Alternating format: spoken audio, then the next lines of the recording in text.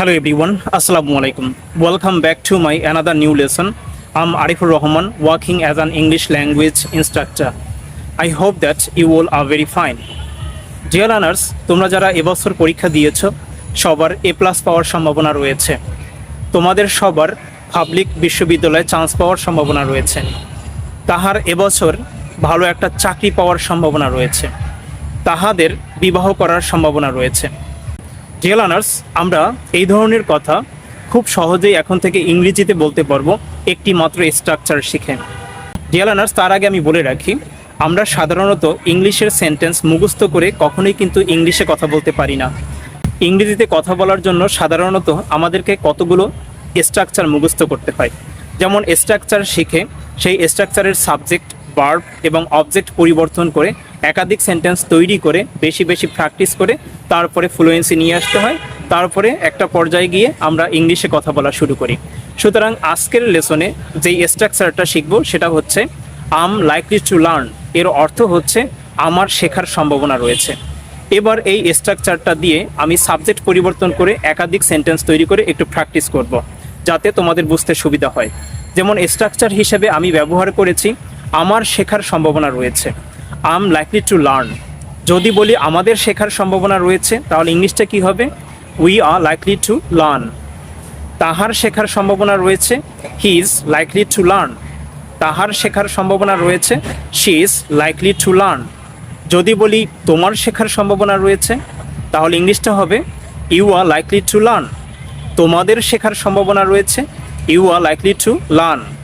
তাহাদের শেখার সম্ভাবনা রয়েছে, they are likely to learn. Dear learners, এবার আমি তোমাদেরকে বুঝিয়ে দিব কিভাবে এই স্ট্রাকচার দিয়ে আমরা একাধিক সেন্টেন্স তৈরি করব কিংবা ভিন্ন ভিন্ন সেন্টেন্স তৈরি করা শিখব।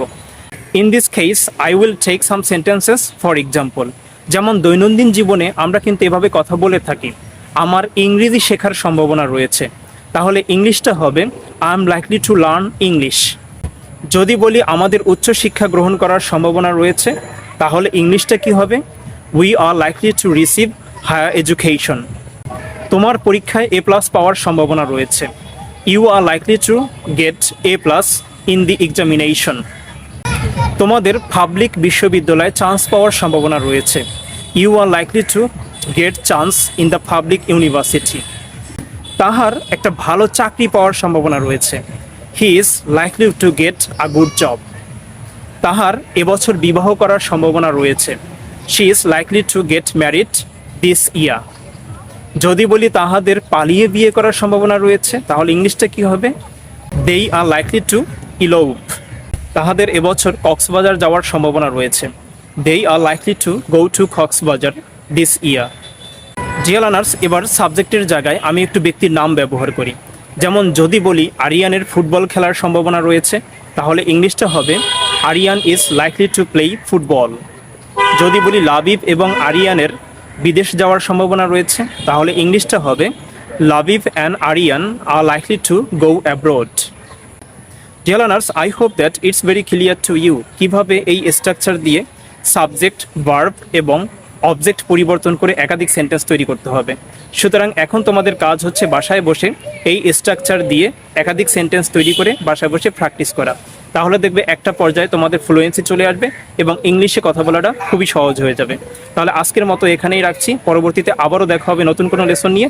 সে পর্যন্ত সবাই ভালো থাকবে, সবার প্রতি অনেক অনেক শুভকামনা রইল। আল্লাহ হাফেজ।